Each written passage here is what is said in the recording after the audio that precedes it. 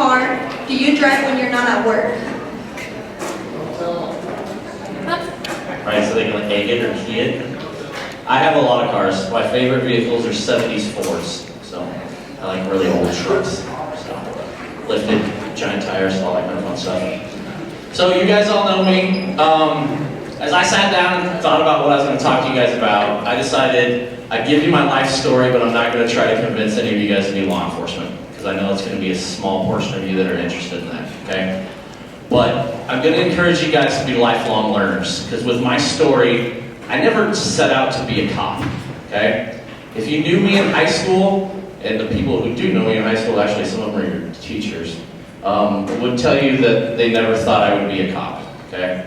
I was not a good kid in high school. I had a bad reputation. I was the guy you called if you wanted to throw a tanker or any of those kind of things. So this was not on my life path whatsoever, okay? So I was gonna be a mechanic. All through high school, I knew that's what I wanted to do. I liked to fix cars, I liked old trucks, I liked hot rods, all that kind of stuff. So I didn't really care about school. I was like a D average student at best.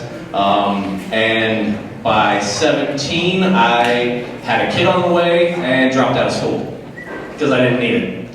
So I started going to work. I worked. My wife was younger than me. She finished school because that was important to her. But I just went and started turning wrenches. So I worked my way up, became a ASC certified mechanic, and that's what I did for a long time. I made it to a position in Garfield County at the motor pool. So I worked on all the county vehicles. Everything from dump trucks to the cop cars to all that kind of stuff.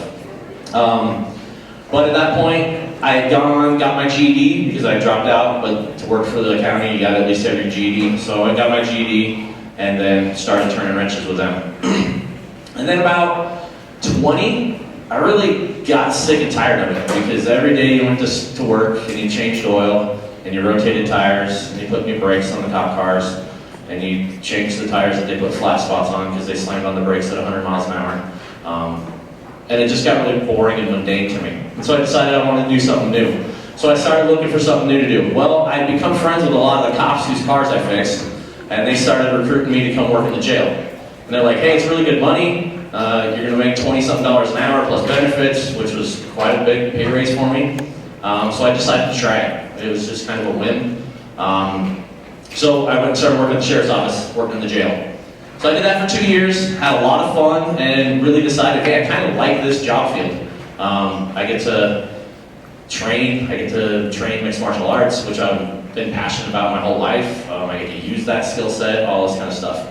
So 2 years in, they opened a position to go out to patrol. So I decided, yeah, I want to try that. I put my name in the hat, and they selected me. The sheriff's office paid for me to go to school, paid me while I was in school, paid for my tuition and everything. And I went out and started doing patrol work. So I had a lot of fun doing that, just doing your normal, stopping traffic, all that kind of stuff. But once again, I kind of found that I was getting bored with that, so I wanted to pursue something more.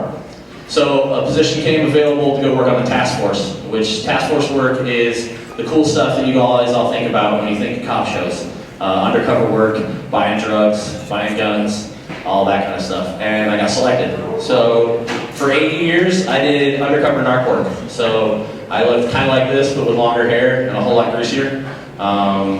Tore up pants. And yeah, I bought a lot of drugs. I bought a lot of legal guns. And that led me to a position where I got to work with Homeland Security for 8 years. So I was a Garfield County Sheriff's Deputy. I was also cross-designated as Homeland Security. So I had federal authority to enforce federal laws, and I got to do stuff on the county level as well. So got to do a lot of cool stuff with them. Anything from customs work. We took down a guy who was smuggling illegal dinosaur bones out of Mongolia and selling them up in Aspen and Vail and stuff. So I might have a picture of a Tyrannosaurus Rex head with my federal badge and my county badge in both eye sockets, and me looking like this, like a big idiot, okay? But it was a lot of fun. So I did that, and then whenever you do task force work, they kick you out, usually 6 to 8 year mark. They worry about your sanity and that you're maybe kind of losing it a little bit, and so they make you go back to patrol. So I got kicked back to patrol, did that for a while, and then your guys' position became available. So Last year they tried to find someone crazy enough to come work in your guys' school with you guys, and I was like, hey, I'm that guy. I'll do it. And I've had a blast doing it. So, my encouragement to you guys, because along the way, I also own 2 businesses. Me and my wife own a couple businesses. She owns a cleaning company. We've had a real estate investment company. We have rental properties, incomes. So there's a lot of stuff that we do that's not just because of one job field. So if you want to be successful in life, I encourage you to be lifelong learners. Always be willing to learn something new. Always be willing to try something new, okay? And always be willing to develop yourself no matter what. Because the opportunities out there are amazing, and if you're willing to work hard, be a person of your word, and someone who shows up all the time and is reliable, I'm telling you, this world can offer you a ton. Because I should not be where I am, statistically, if you look at what my life is about. High school dropout, teen parent, all these different things. Everything says I should be a failure. Okay?